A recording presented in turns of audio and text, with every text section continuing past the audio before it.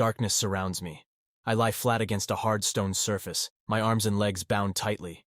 Panicked, my gaze darts around the cavern. Gray stalactites hang above, gently dripping icy water into dark pools upon the ground.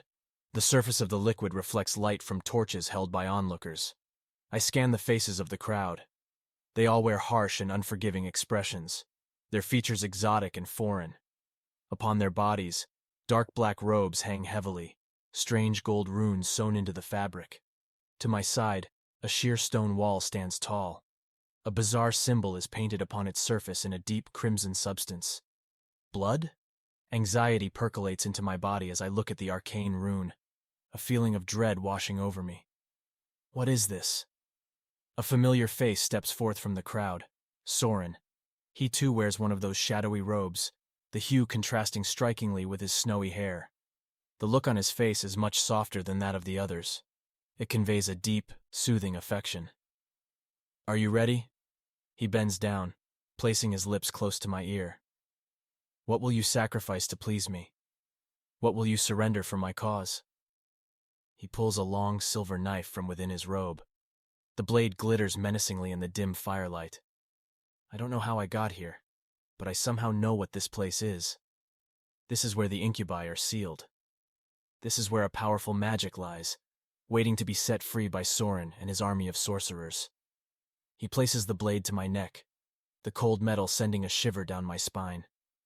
I look into those large green eyes, that comforting, intoxicating look still present. I will give him my life. I'm ready. My eyes burst open. I sit upright in bed, drenched in sweat. Just a dream. I frantically glance around the palace bedchamber, but there is no sign of Soren. He must have already left for the morning. No doubt he has much to attend to after the party last night. The noblemen of Saar are moving into the palace, making this citadel their permanent home. Close to the presence of the incubi, they will be fed a healthy diet of Soren's brand of forbidden pleasure. It will be a life of happiness and indulgence, and servitude, and I get to be a part of it. His most loyal servant, his favorite. I feel butterflies in my stomach. How is it that I once desired to be a successful merchant, to advance and enrich myself? The idea feels laughable now. There is no greater happiness than giving it all up, giving it to a god and prostrating myself before his superiority. Such acts give life purpose. They allow me to be a part of something much larger than myself.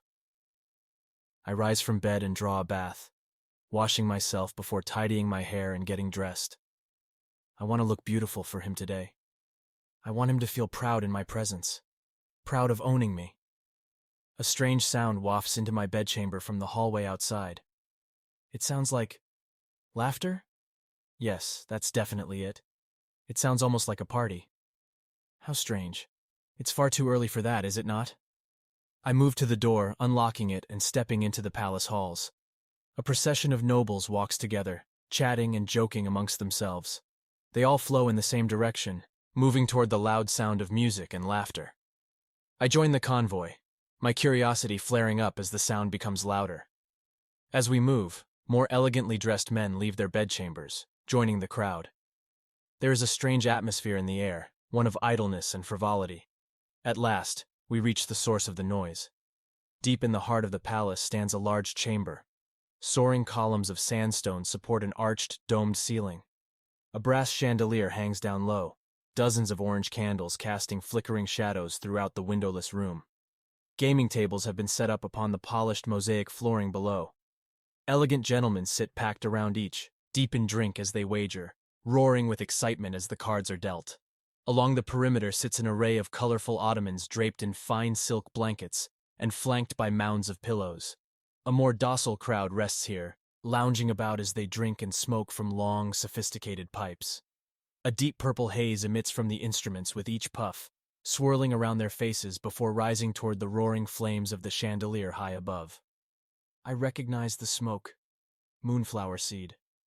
A substance used to relax the muscles and dilate blood vessels in the penis before sex. It isn't normally smoked openly during social occasions like this. This has been a preview. For the full audio, visit kaiaubrey.gumroad.com.